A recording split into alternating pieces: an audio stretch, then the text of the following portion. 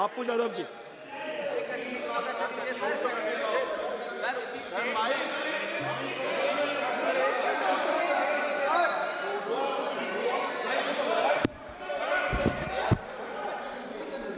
अध्यक्ष जी, आपको बहुत बहुत धन्यवाद अध्यक्ष जी। मैं वाद विवाद में नहीं जाऊंगा। नहीं सर, मेरा सवाल सबसे पहले अपने उस पराक्रमी सेना के लिए जिन्होंने अद्वितीय पराक्रम दिखाया। भले ही हमारे नीति ने उनके पराक्रम को लक्ष्य तक नहीं पहुंचाया, लेकिन हम सब का जीवन, मन, धन, सेना के आजीवन उनके परिवार के प्रति समर्पण। जो भाई बहन, जो हमारे परिवार के लोगों ने इस देश के 26 शहीद को हम लोगों ने खोया, हृदय की गहराइयों से मैं उनको श्रद्धांजलि देता हूं।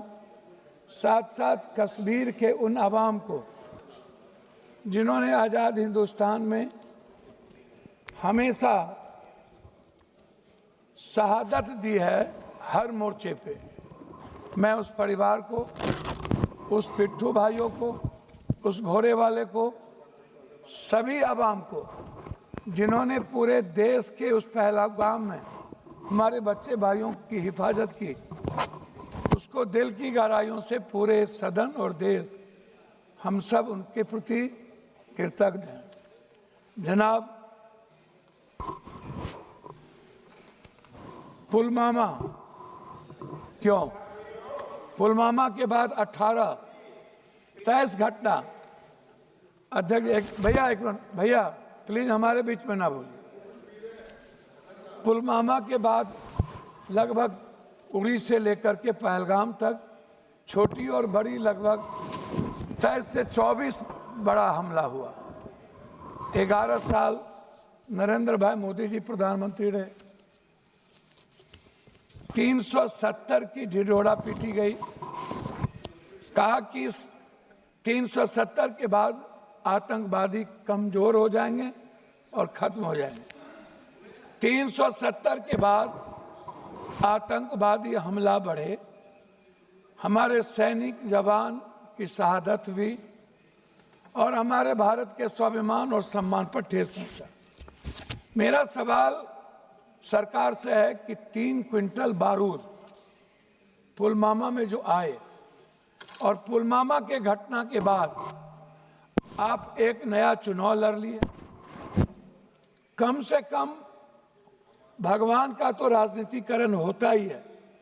इस देश की जब आप राष्ट्रवाद की बात करते हैं तो आपको मानवतावाद को पहले बात करना पड़ेगा। हमारे डिफेंस मिनिस्टर संगच्छध्वम संबद्धध्वम समवो मनांसि जानताम देवा भाग्यम यथा पूर्वे संजानना उपासते समानी वयाकुति समाना हृदया निभा समानो मस्तो नमा यथा वह सुशासन।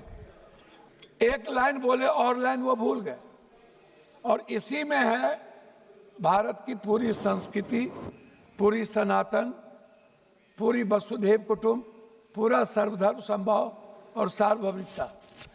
इससे हमारा भारत पूरी दुनिया में गौरवान्वित होता है। लेकिन कभी भी हम नेता और हम पार्टी के लोग किसी भी छोटी बड़ी घटना का राजनीतिकरण करते हैं। मुझे दुख इस बात का है कि हम संविधान के सॉवरन की बात नहीं कर पाते। हम संविधान की बात में जब आते हैं तो हम वन जस्टिस की बात नहीं होती। मानवर, मैं आपसे उस 3 क्विंटल बारूद के बारे में यह देश जानना चाहता है कि उसके बाद क्या हुआ। पुलवामा पे चुनाव लड़ लिए, लेकिन पुलवामा के लोगों, जिन लोगों ने घटना की, जो लोग हमारे भारत में भी गद्दार थे, क्या उनके बारे में कभी इस सदन में चर्चा, जैसे नोटबंदी की नहीं हुई, जीएसटी की नहीं होती, उसकी बात नहीं हुई। आगे पहलगाम, आप इंटेलिजेंस फेल्योर की बात हम करते हैं। पुलवामा में भी इंटेलिजेंस फेल्योर था। आप हमारे सैनिक को सब कुछ पता था, आपने उसको दबाने का प्रयास किया। हमारे सैनिक दुनिया से लड़ सकते हैं, पाकिस्तान की बात मत करिए। आप कहते हैं पाकिस्तान, हमारे मंत्री कह रहे थे पाकिस्तान मेरे सामने कुछ नहीं है। आप उठते सोते पाकिस्तान, कब्रिस्तान, शमशान, ईद, बकरीद, तलाक, एनआरसी के अलावे पाकिस्तान जितना आपने किया उतना हम सनातन कर लिए होते तो हमारी किस्मत चमक गई। पाकिस्तान की बात कोई और नहीं करता। पाकिस्तान की बात करके आप राजनीति को जिंदा रखते हैं, क्योंकि आपकी दुकान सिर्फ पाकिस्तान से चलती है।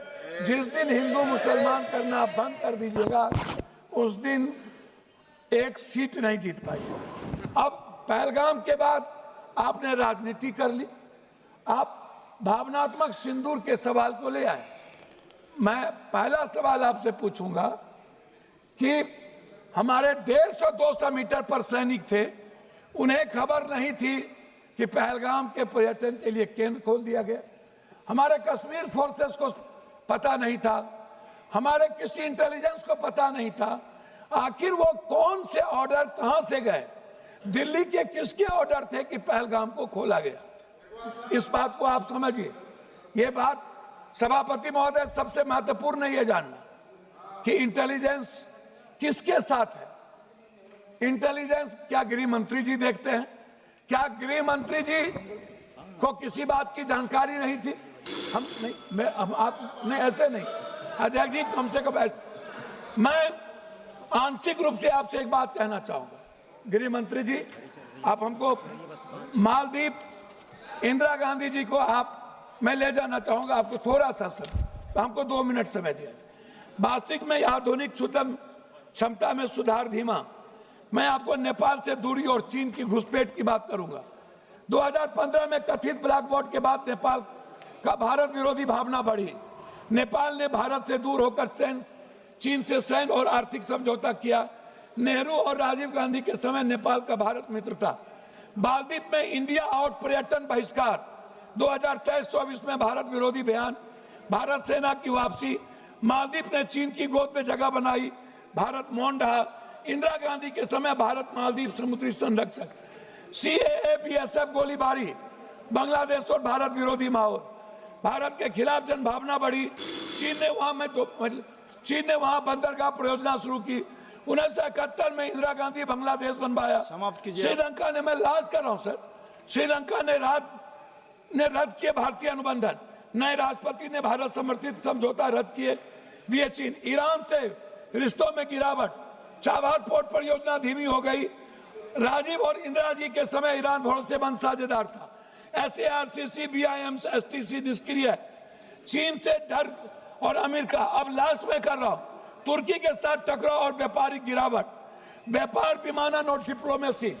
मैं अंतिम में मैं आपसे कहना चाहूँ, अंतिम में कह रहा हूँ सर, ऑनरेबल मेंबर, अंतिम में सर, मैं एक मिनट सर, एक मिनट ऑनरेबल मेंबर, सर, एक मिनट सर, एक मिनट, मैं आप खत्म कर दीजिए, एक मिनट सर, एक मिनट जस्ट मिनट दुराई जी, जस्ट मिनट, एक मिनट भैया ऑनरेबल मेंबर, भैया खत्म कीजिए सर। मैं 1 मिनट जानना चाहूँ, आधा मिनट। मैं अंत करूंगा कि इजराइल को छोड़ के पहली बार आजाद हिंदुस्तान में रूस ने भारत का सपोर्ट नहीं किया।